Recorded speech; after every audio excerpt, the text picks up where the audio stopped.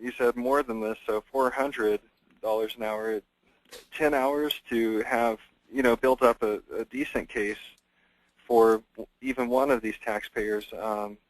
It's going to be a significant amount. It's not even worth the entire amount of the credit. So what we did was we set the fee low enough so that everybody could participate in as a group. And, we feel like we have a strong case here, and so we're confident moving forward, and we hope to get everybody a favorable result. We think that's going to happen. Another thing with the fee, moving back down to that, and I apologize for hopping around here, but the $385, it's all expenses included. If your case goes to tax court, there's a $60 filing fee. That's covered. Any mailing's covered. And so that's really our solution here. Yeah, I know some of the questions that are coming in are asking about additional fees and wanting to know, is this too good to be true, because the high costs of taking a case all the way through court. So it's really incredible that this is all-inclusive. And it's because we did the math, and yes, we can make money from this, but is it going to be a landslide? Absolutely not.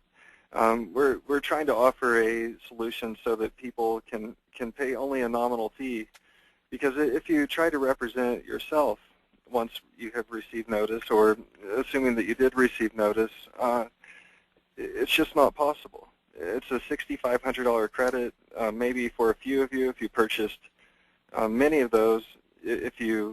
Those vehicles, if you went all the way through tax court, you might break even at the end. And so that's the solution that we came up with. I know that we're past time here, Dominique, so are there any more questions? I apologize. It took me about 5 minutes. We actually have a ton of questions, and I apologize ahead of time to our audience because I'm not sure we're going to have enough time to get to all of the questions in the queue. So, Derek, let's just get through as many as we can in the interest of time. And would you be willing to provide answers to all the questions in the queue, even if we can't cover it in the time we have on today's webinar? Absolutely. We've really my philosophy is value added, and this is handling a lot of cases, but we've also been making sure that anyone who has a question, we're going to reach out to them individually.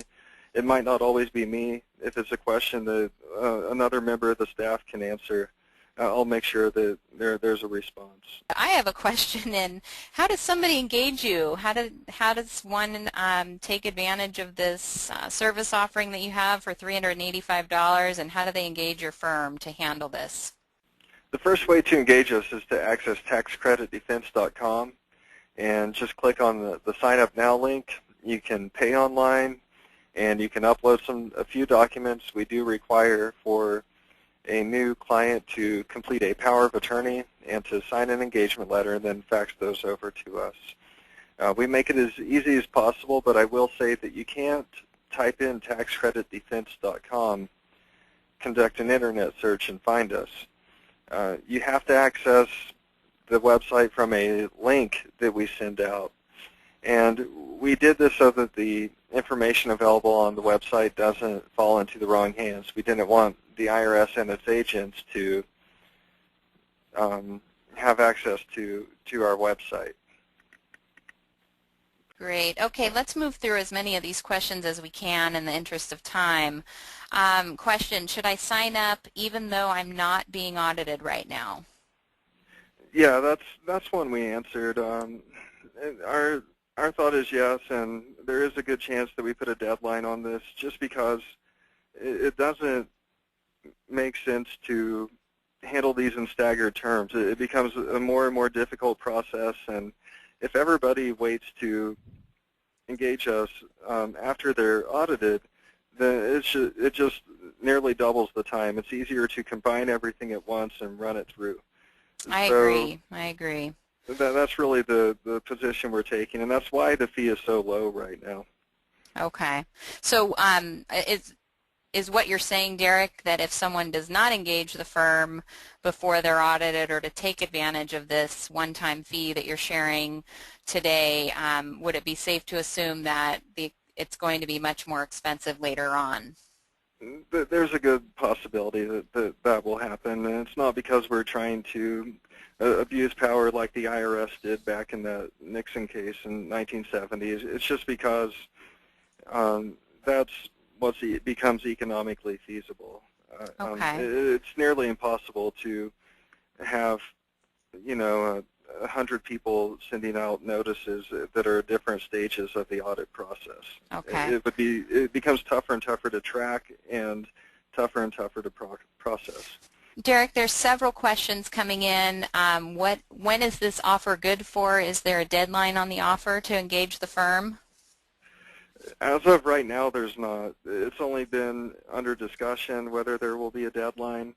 If there is a deadline, I'm guessing that Drive Electric will reach out to everyone and let them know about the deadline. If anyone's erased the link to their website, by the way, they can just send me an email at derek@aztaxplan.com, just saying please send link in the subject line or something similar to that, and I'll get the link over to them so that they can explore the website. Okay. Question, if I pay the tax, can you still represent me? We're working on that one. As of right now, unfortunately, I don't think that it's going to be possible to do that. One of our research clerks is looking into right now whether there's any way that the tax court case can set precedent or be controlling with respect to a person who's already paid the tax. So more information to come. Hopefully, Drive Electric would be willing to, volunteer that information if we can find some good news on that one. Okay. It's just a different procedure to go through tax court versus district court or the court of claims. Okay, got it. We're running a little short on time, so I'm trying to find questions that are common here. Unfortunately, we're not going to be able to get to all the questions in the queue, but you did mention that you will be able to get back with people that provide answers after the conclusion of this webinar, Derek. Yes, we will be. Let's do one more before wrapping up. Question, I sold the vehicle after purchasing it. Does this have an effect on my tax credit? So long as you did not sell the vehicle to someone who then desired to resell the vehicle, then you're in the clear. This raises one more FAQ actually, and I'm going to end it at this. Many of these taxpayers and many of those out there in the audience probably took the deduction, or I'm sorry, the credit for the year 2009. You get the full credit regardless of when you put the vehicle into service. But when you look back on those requirements that we were discussing earlier, you have to take the credit for the year in which you placed the vehicle in service. Now, for most of you, that was 2010. So that's kind of related to the resale question. It's another technical question, and I think it's important because a lot of people have been asking about that one. And so you get the full credit, but most of you are probably supposed to have taken the full credit in 2010 rather than 2009. Great, that's good information. And I know we're running over on our hour-long presentation today, so I think in the interest of time, we'll go ahead and wrap up our conversation. Just one more time, Derek, what's the best way for people to get in touch with you if they have additional questions or if they're interested in engaging your firm?